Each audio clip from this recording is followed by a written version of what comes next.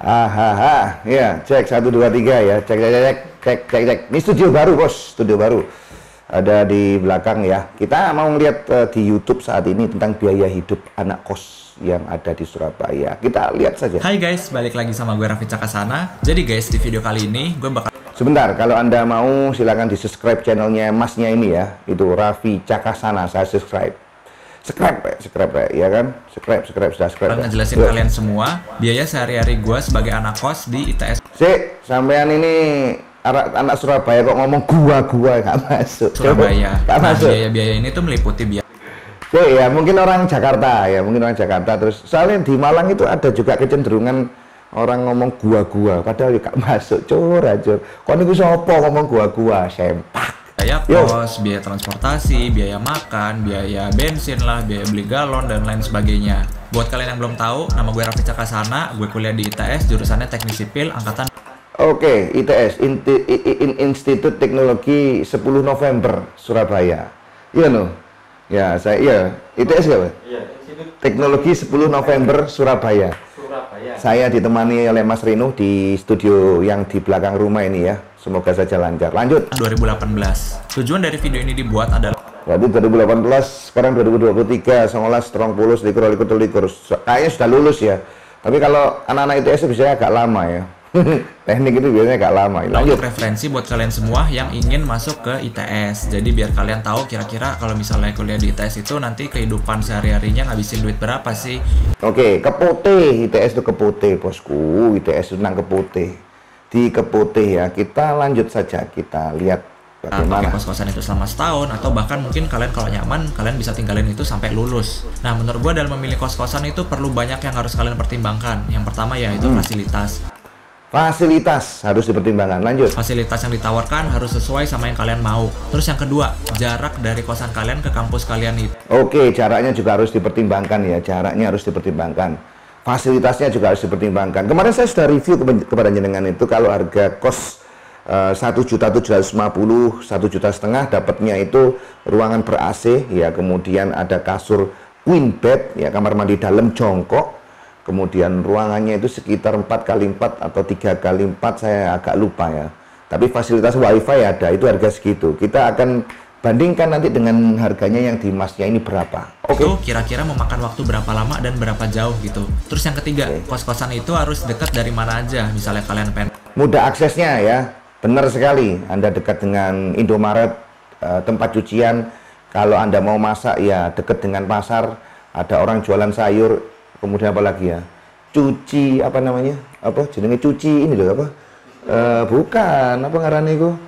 Isi ulang juga harus dekat. Jangan lupa isi ulang juga harus dekat ya. Cedek ambek pring-pringan mungkin ya, atau bisa dekat dengan apa mana ya? Ya, terminal mungkin.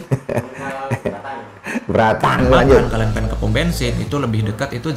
Ya, pom bensin ya. Pom bensin, jangan lupa pom bensin. Jauh lebih bagus gitu daripada kalian harus jauh-jauh buat cari makan. Karena itu akan ngabisin ke ongkos-ongkos transportasi yang masak, bosku.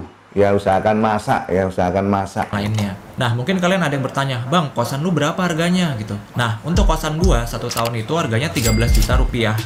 Oke, 13 juta rupiah. 13 juta rupiah 1 tahun kos-kosan ya. Harap diingat kos-kosan itu ya, 13 juta 1 tahun. Saya ada kalkulasi sampean. Kalkulator 13 juta ya kan? Dibagi 12 berarti 1.083.000, 1.090.000, 1.100.000 loh ya. Kita akan mendengarkan apa yang didapatkan 1.100.000 selama 1 tahun itu ya. Per bulannya apa saja fasilitasnya. Yuk. Jadi kalau kita bagi 12, 13 juta dibagi 12 itu sekitar 1. Loh, mesti jumlah no, pinter ya.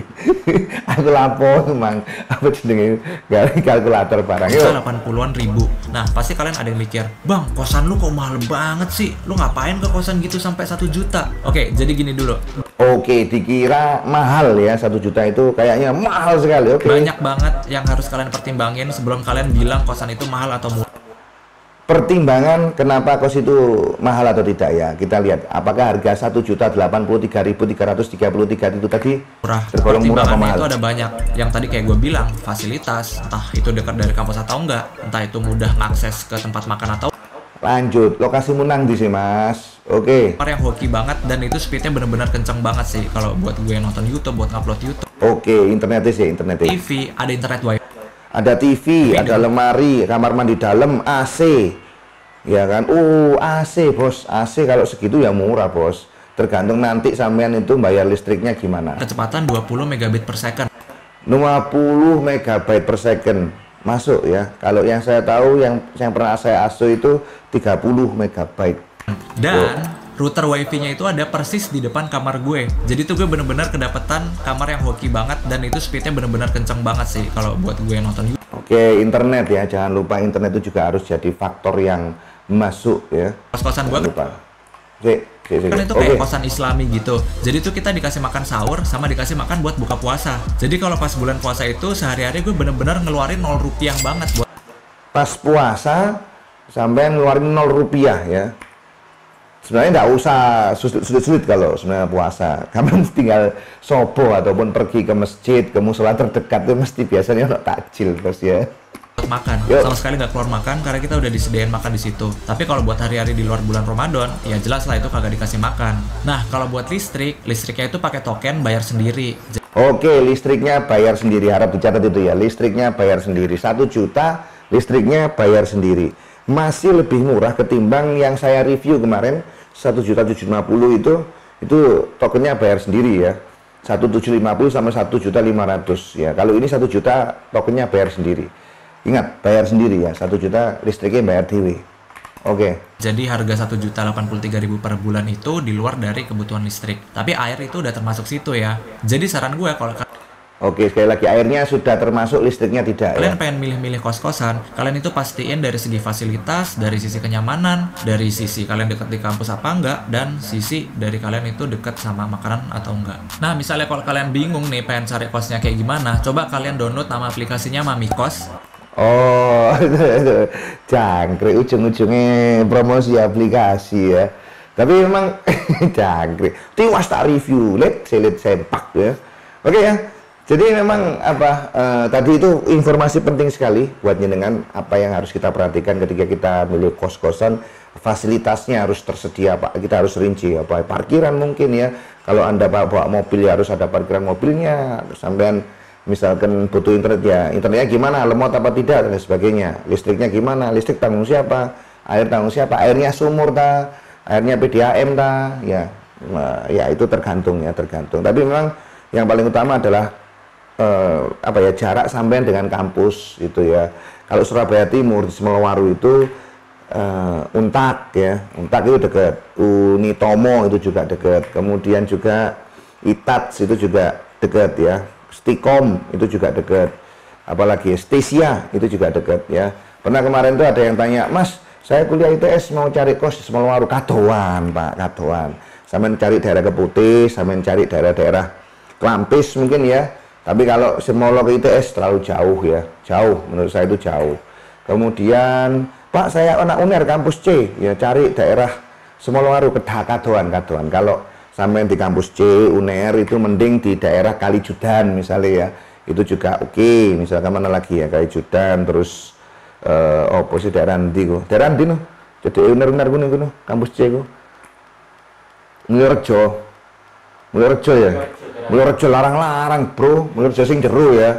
Kalau Mulyorejo itu kawasan elit, Bos, ya itu saya pernah lewat Mulyorejo itu tak kira mau kerja apa? Lah ngono omahe kayak galeri, Bos ya. Omanya kayak di Romawi ngene kok iso kerjane apa ngono kan. Apa kerjane no? Saya mau roi. Nang daerah Mulyorejo itu perumahan mewah-mewah itu. Paham apa? Enggak paham ya. Saya pernah tahu itu kata salah satu tukang itu bos kayu di Kalimantan dulu. Bos kayu ya, kayu. Bos kayu rumahnya di Mulyorejo. Baiklah itu saja ya review untuk kali ini. Ya semoga saja bermanfaat bagi dengan semuanya. Saya mohon maaf jika ada kata-kata yang salah. Dan jangan lupa untuk kunjungi ya kalau bubur kacang hijau rombong saya ada di daerah Sedati depan pasar wisata. Lek gak enak tapuin cangkemku bosku ya. Jadi gitu. Jadi kalau nggak enak buburnya tapuin cangkemku, itu jaminan mutu. Kemudian kalau Anda butuh info-info kos ya silakan saja kontak di WA ataupun kontak saya di sini. Matur nuwun, kita jumpa lagi di lain kesempatan.